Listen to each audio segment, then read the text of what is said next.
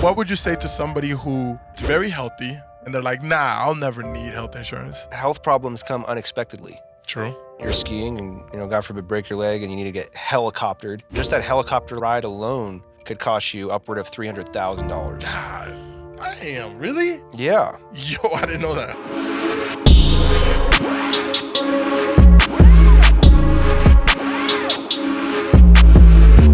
You ready? Yeah. 100%? Yeah. Ready to go? Yeah, let's do this. Okay. Today, I'm in a different type of, realm. I've never had health insurance, and it's a very interesting topic. I want to have health insurance in the future. I know you guys do, but you guys don't understand how it works or how you can get it. So today with me, I have an amazing guy, very successful man. Without further ado, my good friend, John Henson. Thank you, Mikey. Hell yeah, bro. It's a pleasure being on your show. I appreciate it very much. I love watching your shows, so kind of being on it is a different experience. Hell yeah.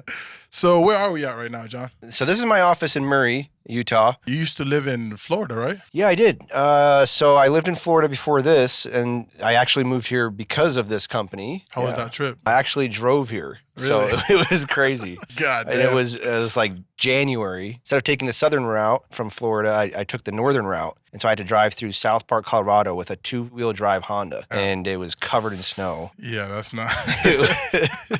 It was kind of fun. Fuck. I actually enjoyed it. How did you get into health insurance? So actually, it's a funny story. I let a homeless guy live with me back in New York, and he was trying to repay the favor. He wanted to steal parts off of cars to fix mine. Okay. I said, no, don't do that, man. I don't want you to do that. He goes, well, why don't I introduce you to somebody who could give you a job? And I said, oh, okay, that's kind of more my thing. Let's try that. And so he introduced me to somebody. And so I got working into the insurance business because I let a homeless guy live with me. That's awesome.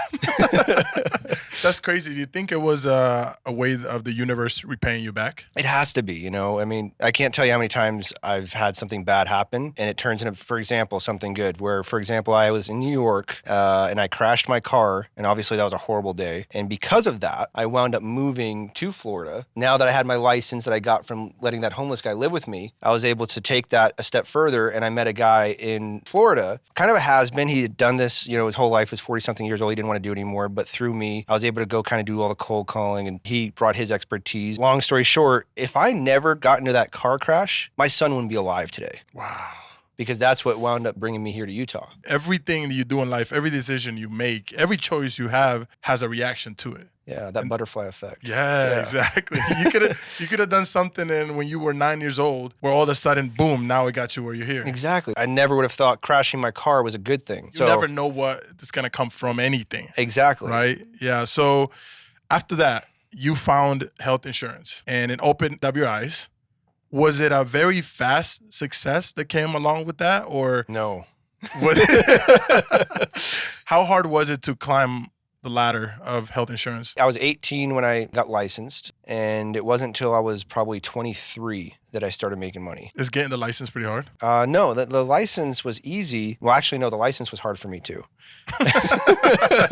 No, the license was hard for me personally because I didn't like to study. And so it took me like 7 tries of continuing to go and retake the test without studying for it until I finally passed it. Where a lot of people I hire, they study for it, they pass it the first time, but they make money their first year, right? Like $200,000 sometimes. And it didn't work that way for me. It took me some time to really find the discipline required to come in every single day and start capitalizing money-wise, where insurance can be easy. You can spend a lot of time just messing around. You're self-employed. You kind of do whatever you want, and you have to commit to actually coming in. Nobody's going to tell you to come in. I would come in, make $2,000, and then leave. $2,000 and then leave and not come back for like 3 months. Because that's all I needed. Yeah, exactly. When was that switch that you were like, damn, I want more? At some point when I was in Florida working for this company, I decided I want more out of life. And I just finally got myself to come in every single day. And it was about 3 months after that I got promoted, and they offered to move me up to Utah and help me build this office. Wow. Yeah. That's crazy. Damn. And when you get to Utah, what do you think about Utah? Utah, yeah.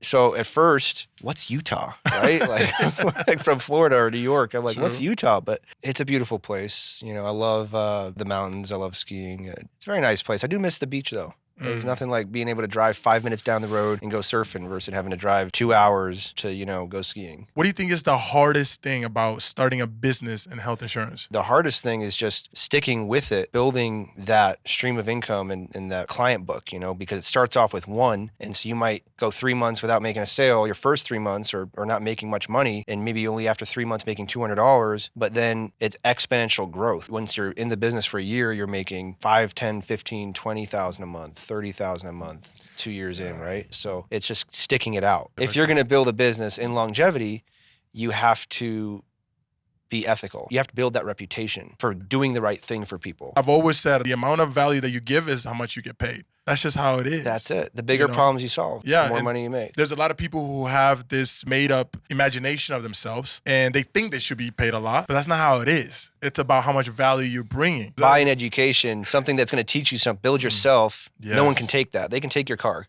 but nobody can take your education. If you have an education, you can build it again. Not like a school education, but you know what I mean. Just life, bro. That's why I know for a fact I could never, ever, ever be homeless. One, I am a good person to people. So I know for a fact I have at least 5 people on my contact list that I can hit up and say, hey, I'm going through something. Give me a week, just a week in your couch. I will not be around at all. You will not see me at the house because I'm going to be out there looking for a job. A lot of people who go homeless, they hit up the friend, say, hey, can I stay a week or a month? They're there. They're sleeping the whole day. The friend is like, yo, what the hell are you going to do? Like, what's up? What's going on? And they're like, he doesn't understand me. And they get in a fight and then he ends up in the streets. Instead of appreciating the opportunity night that their friend gave them and using it to their advantage to try and get back on their feet, they're procrastinating and going, okay, I got what I need for the night. I'm good. Instead of being so grateful that somebody was like, hey, I see you in a bad position. Yeah. I'm going to help you out. We all going to go through bad times. It's always going to be bad at some point. But the way you react to that, it's what really shows who you are as a man, as a human. If you're speaking to someone like me who has no idea what health insurance is about, right? I've never had it. As an immigrant, I came to this country and all I did was, work. Not even my parents have health insurance. And to me, that it's like such a foreign thing to me. People don't have health insurance in Mexico or in... We don't. Over there, it's like, yo, you need to be healthy. That's it. I've been to Europe as well. I've been to Denmark, and over there, it comes with it. But they take so much taxes. They do. Yeah, it is like overtaxed. I had to pay like 40% of my taxes. I'd rather pay less taxes and buy my own health insurance. But a lot of people don't see that. They don't see Canada that, has good health insurance, but they charge you 40% in taxes. So I hate when they're like, oh, Europe does it the best. Everybody gets health insurance. Yeah, but try getting a check of $1,000 and they take $400 off your check. Then you're going to be mad too. Oh. How can you explain health insurance to a dummy? I think a lot of people just think that it's cheaper to just go get their checkup and to not have health insurance. And they're right, it is. But I don't have health insurance for my checkups. I actually don't even use it for that because I don't want it on my records if there's something wrong with me. But God forbid there's something major. I have health insurance to protect my assets, to protect me from going bankrupt, and to protect me from having to go to bad doctors. Sometimes, even if you have health insurance, it's the wrong health insurance. And people just don't understand the industry. They're either paying too much or they don't have good networks and they can only go to certain doctors. If you don't have the right health insurance, they can tell you not to get the surgery that you need to get if they don't think it's life-threatening because they want to keep their costs down. Say you have an HMO and you're going to pay a lot more a month for it because they have their certain guidelines of who they accept that are a little bit more lenient maybe. The client just doesn't understand the industry. What I would say is if you don't understand health insurance, get with somebody that does, and just ask them some questions. Make sure you're on the right plan. I'm learning from you right now. Yeah, right. In health insurance, there's competitors. What separates you from the rest? We look at all the options available. We don't just show them one plan. We're not trying to shove one plan down someone's throat. We're trying to find the plan that best fits each person's individual needs. We're finding the right plan for the person versus having to find the right person for the plan. That's big. That's important. If you only have access to one plan, greed has a chance of kicking in and forcing the agent to give the client something that's not best for them because that's all they have. Yeah, that makes a lot of sense. Shit. Well, that makes a lot of sense. What do you think is the dark side of health insurance? People thinking that they have to make this plan work for someone because that's all they have, and therefore trying to either lie to the company or lie to the client about what it is, where I think having access to all the plans kind of takes that out of the equation, because if one plan doesn't work for them, there are other plans. It's a very saturated market. There are a lot of plans. And so if you have access to them all, you're not going to give them something that doesn't work for them. It just doesn't make sense to, because you're going to get paid regardless. You might as well help them with what's best for them. A lot of times the dark side is people not being honest. So it has to be an individual process for every single client. Yeah, right? It has to match their specific needs. What would you say to somebody who is very healthy and they're like, nah, I'll never need health insurance? Health problems come unexpectedly. True. You're skiing and, God forbid, break your leg and you need to get helicoptered. Just that helicopter ride alone could cost you upward of $300,000. God, damn, really? Yeah. Yo, I didn't know that. Holy Now shit. you're in the ICU. It just adds up really quick. If you don't have insurance, the best doctor is not going to want to see you. And even if he does, it could cost a lot of money. At the end of the day, someone's going to pay that bill. Yeah. And if you have money in your account, they're going to take it.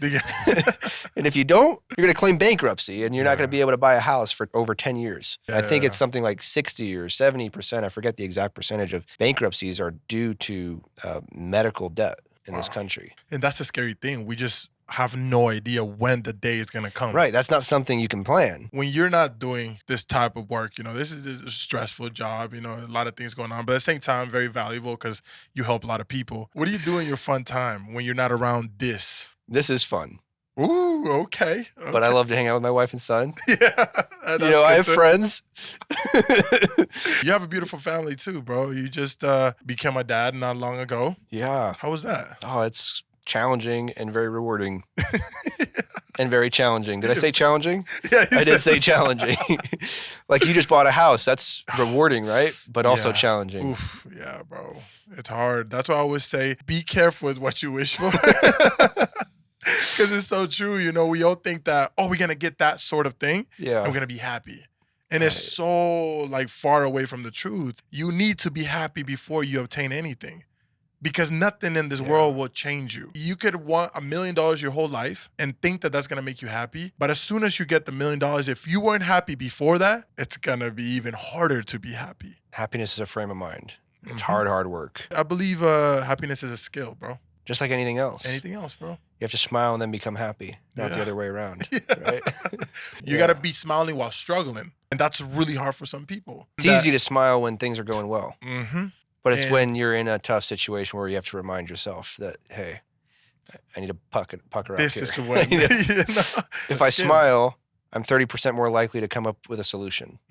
Yes. If there's a young man trying to get into the health insurance business, what advice can you give him? I don't think anybody dreams as a 12-year-old kid to be an insurance agent. Right? Yeah. But we all want to help people look good, make good money, wear a suit, have that cool job. And this is something that you could do that in at an entry level. You can start that and just work your way up. You don't have to have a degree or go to school for 4 or 8 years to do it. You can just go in, take a 2-week quick license test. You study for 2 weeks, take the test, you're licensed. Obviously, you don't know anything about health insurance still, but that's your way in. You don't need to go to school. So it's very doable for somebody who wants that doesn't have that experience to go get a corporate job and make $1 million, But in this, you can. If you could go back in time, John, and tell something to your younger self, what would you tell him? I would have told myself to work harder at it sooner. Because like I said, for the first 5 years, I think I would just make $2,000 in a week and then leave for 2 months and not come back because I could do that. And I took advantage of my time. I capitalized my time. And again, I don't know. Maybe I wouldn't take that back because it was fun. Just be more ruthless. Just do more. Oof, I like that. Sometimes we get complacent and we get comfortable when in reality it's about what else can I do? You just have to do more. I feel like by not doing more, you stop blessings and opportunities from coming to you. You just got to keep doing more and more and more, experiencing more. I feel like experiencing nowadays, bro, I want to do more with my girl. I don't know if that happens to you, but every time I go to a new place, it's like a new version of Maikon is born. And I'm like, I want to do this actually, because I'm in a different environment. So now I'm like, maybe I should start that thing that I've been thinking of doing, but I didn't have that different outlook. Yeah, just doing anything is going to put you in front of more situations, more opportunity, more possibility. You could go do a job that you hate and wind up meeting your best friend or your wife. It just works that way. Yeah, it just works that way. That's how life is. Yeah, John, it's been great, bro. Having you on the show. Thank you, bro. Thank you for having me. Hell yeah. Happy to be here. What do you got to say to the people? Where can they find you? Follow me on my Instagram. If you have any questions, I'm here to help. Hell yeah. All right. Hell yeah, that was good, bro. Hell yeah.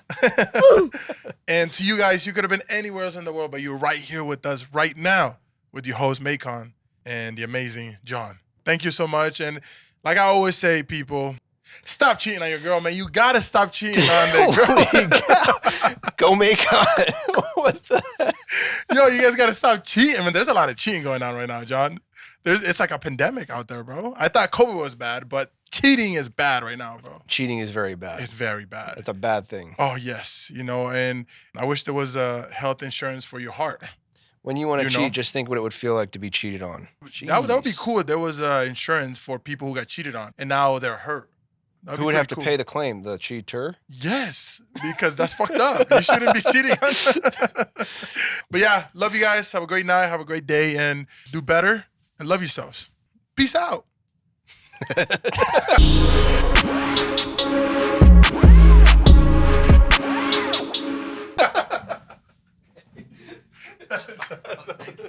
was awesome. That was dope, dude. Oh my God. Oh.